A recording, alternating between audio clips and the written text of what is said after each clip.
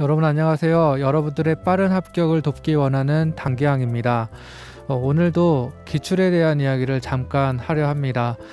공무원 시험에 있어서 이 기출은 강조를 해도 지나치지 않을 정도로 매우 중요합니다. 그래서 다시 한번 기출의 의미에 대해서 세 가지만 간략하게 말씀드리면, 첫 번째로 이 기출은 우리의 학습량을 어느 정도 줄여줍니다. 매우 중요한 부분이 무엇인지를 우리에게 말해주기 때문에 우리가 기출 중심으로 우리의 학습량을 줄일 수가 있습니다. 그리고 두 번째로 우리가 개념 정리의 시간을 통해서 어느 정도 알게 된 여러 가지 개념들이 어떻게 문제화가 되어서 어떤 식으로 문제가 나오는지를 우리에게 알려주는 것이 바로 기출입니다. 그리고 세 번째로 우리의 약점을 파악하고 또 약점을 발견할 수 있도록 도와주는 것이 바로 기출 문제입니다.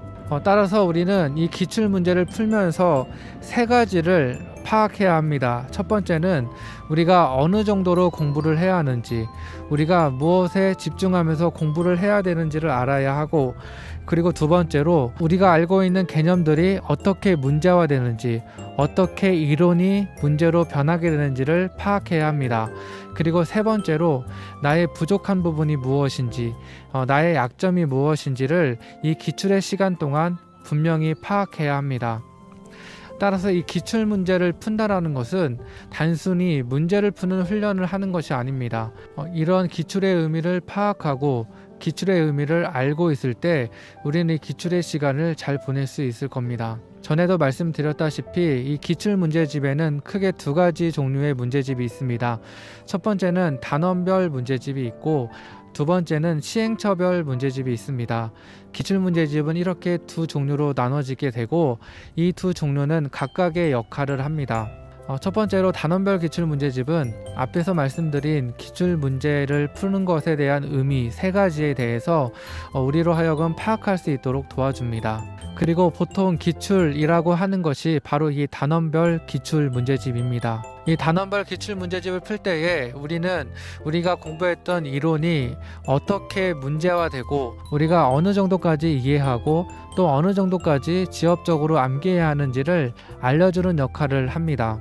단원별 기출 문제집은 그 문제의 순서가 우리가 공부를 하는, 학습을 하는 그 순서대로 문제가 배열되어 있기 때문에 그 기출 문제집을 공부하고 또 해설을 읽으면 기본서를 회독하는 그런 효과를 우리가 또한 누릴 수 있습니다. 하지만 기본서보다 더 좋을 수 있는 것은 이 기출 문제집은 이미 문제로 나온 내용들입니다. 따라서 그것은 중요하다라는 것을 의미합니다. 기본서에는 여러 가지 내용들이 다 포함되어 있습니다. 앞으로 출제가 될 가능성이 있는 것까지, 좋게 말해서는 가능성이지 어쩌면 너무 지엽적인 것까지 포함되어 있는 내용이 바로 기본서의 내용입니다. 따라서 이 기출문제집 안에 있는 내용들이 훨씬 더 중요한 내용들이다, 그렇게 우리는 알 수 있습니다. 반면에 시행처별 기출문제집은 그 문제의 배열이 실전처럼 다 흩어져 있습니다.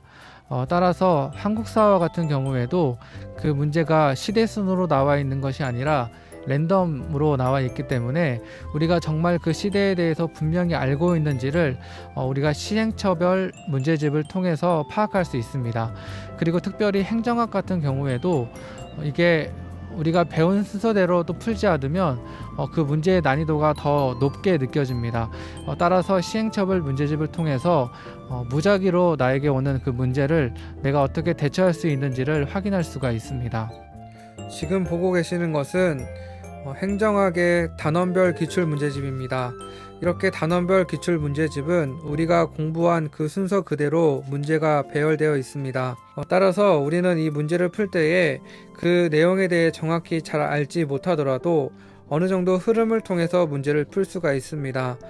따라서 이 단원별 기출 문제집의 목적은 문제를 푸는 것도 분명히 중요하겠지만, 그것보다 앞에서 말씀드린 기출의 세 가지 의미를 우리가 파악하고 그리고 우리의 약점을 발견하는 데에 중점을 두면서 문제집을 볼 필요가 있습니다.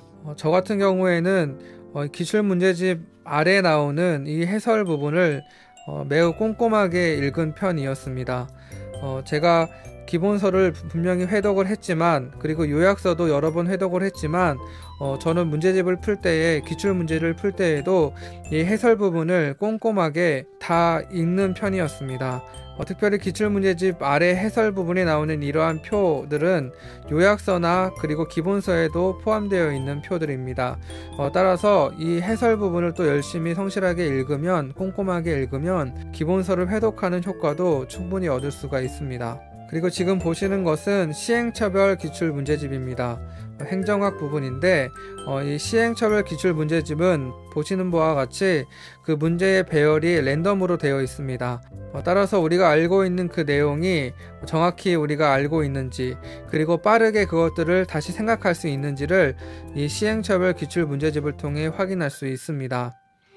이 시행처별 기출문제집의 목적 중에 하나는 문제풀이 연습을 하는 것이고, 그렇기 때문에 이 문제집을 볼 때에는 해설을 읽긴 읽었지만 앞에 나온 단원별 기출문제집을 공부하는 것 정도의 그 깊이 있고 오랜 시간 그 해설을 보는 데에 투자하기보다 내가 문제를 풀고 또 답을 확인하는 데에 좀 더 집중하면서 이 문제집을 풀었습니다. 그래서 저는 시험 보기 한 달 전쯤에 한국사와 사회와 행정학 이 세 과목의 시행처별 기출문제집을 풀었었습니다. 이 세 과목을 시간을 재고 동시에 풀었었는데 한 과목씩 푸는 것과 세 과목을 동시에 푸는 것은 또 다른 문제이기 때문에 저는 세 과목을 동시에 한번 풀어보는 연습을 했었습니다. 이것이 저에게 조금 도움이 됐습니다. 한 과목씩 푸는 것보다 세 과목을 연달아서 푸는 것이 집중력 훈련에도 더 좋았던 것 같습니다. 그래서 저는 최근 6년, 그러니까 지방직과 국가직의 최근 6년간의 시행처별 기출문제집을 풀었었습니다. 개념 정리의 시간을 어느 정도 보내신 분들은 기출의 시간으로 넘어가시면 됩니다. 기출의 시간으로 넘어가신다면, 특별히 개념 정리의 시간을 잘 가지신 분들이면 이 기출의 시간 때 많은 것을 깨닫고 또 많은 유익이 있을 것입니다. 왜냐하면 개념 정리의 시간 때 깨닫지 못했던 여러 가지를 이제 기출의 시간 때 깨닫게 되기 때문입니다. 따라서 기출의 시간을 우리가 또 잘 보내기 위해서 이 단원별 기출문제집 그리고 시행처별 기출문제집을 각각의 역할에 맞춰서 골고루 잘 푸셨으면 좋겠습니다. 특별히 시행처별 문제집은 자신에 맞는 직렬에 있는 문제를 국가직과 지방직을 먼저 우선시하여 푸시면 좋을 것 같습니다. 서울시 문제도 많이 있겠지만 이제는 서울시 자체에서 문제를 안 내고 제가 시험 봤을 때부터 이제 함께 통합하여서 문제를 내기 때문에 서울시만이 가지고 있었던 독특한 그 문제 패턴은 더 이상 유용하지 않습니다. 따라서 시행처별 문제집을 풀 때에는 국가직과 지방직을 우선시하여 푸시면 도움이 될 것 같습니다. 기본 개념의 시간을 잘 보내시고 또 기출의 시간을 잘 보내신다면 어느덧 나도 모르게 합격에 더욱더 가까이 가게 되는 그런 좋은 결과가 있을 것입니다. 오늘 영상은 여기까지입니다. 부디 이 11월과 12월 그리고 1월과 2월의 시간을 잘 보내셔서 빠른 합격으로 가는 여러분들이 되었으면 참 좋겠습니다. 저 또한 옆에서 그것을 돕도록 하겠습니다. 혹시 영상이 도움이 되셨다면 구독과 좋아요를 눌러주시면 영상을 제작하는 데 큰 힘이 될 것 같습니다. 그리고 알림 설정을 해 놓으시면 영상을 빨리 보시기에 유익할 겁니다. 끝까지 시청해 주셔서 너무나 감사드립니다. 지금까지 단계왕이었습니다. 감사합니다.